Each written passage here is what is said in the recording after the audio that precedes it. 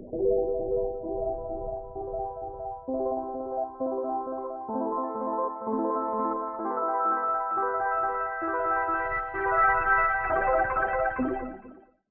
envie d'introduire aussi le mental de l'entraîneur.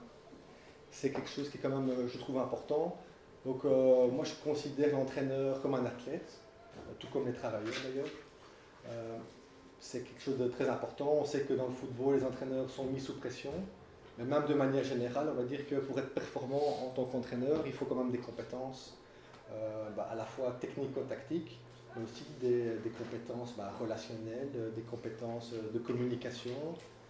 Il faut savoir aussi gérer ses propres émotions, pour ne pas transmettre, on va dire, des émotions négatives aux joueurs. Et donc c'est quelque chose qui se développe quand même assez fort, le coaching de l'entraîneur. D'ailleurs, dans les formations UEFAA à la Fédération de football, on a mis en place un programme de développement personnel de l'entraîneur. C'est la première fois qu'on met en place cette année ce programme-là, mais en formation, on l'a mis en place pour permettre de se développer au niveau mental, communicationnel et d'autres compétences.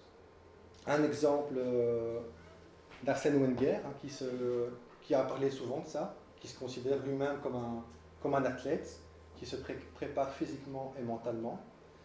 Et donc il dit sur la gestion de la pression, j'ai une espèce de baromètre, un papillon intérieur qui me permet de savoir où j'en suis constamment, de gérer la pression, la nervosité, l'envie. En allant à la source par une sorte d'auto-bilan constant, je fais un travail mental pour relativiser, réajuster les choses. Donc c'est quelqu'un qui constamment se remet des objectifs, aussi par rapport à son hygiène de vie par exemple, qui est quand même quelque chose d'important si on veut performer, aller loin en tant qu'entraîneur. Il n'y a pas seulement le technico-tactique, il y a aussi tout ce qu'il y a autour. Alors, ouais, quelques exemples de coaching de l'entraîneur que j'ai eu l'occasion de réaliser avec un coach de hockey, voilà, avec qui j'ai travaillé sa gestion des émotions sous le bord du terrain, mais aussi dans ces moments de préparation de ses briefings. Et aussi ces moments juste avant la mi-temps, le moment où il se calme, où il se prépare pour faire son coaching à la mi-temps. Ce sont des moments pas importants. On a quand même fait une dizaine de séances au total, ce qui est quand même beaucoup, mais qui ont été très, très intéressantes pour lui. Un exemple d'un coach de football, lui c'était plutôt, voilà, il reprenait une équipe qui était un petit peu en crise. Il était désireux de collaborer pour pouvoir avoir des outils pour un petit peu instaurer de la confiance en soi aux joueurs qui étaient un petit peu en perte de confiance. Ça a bien fonctionné.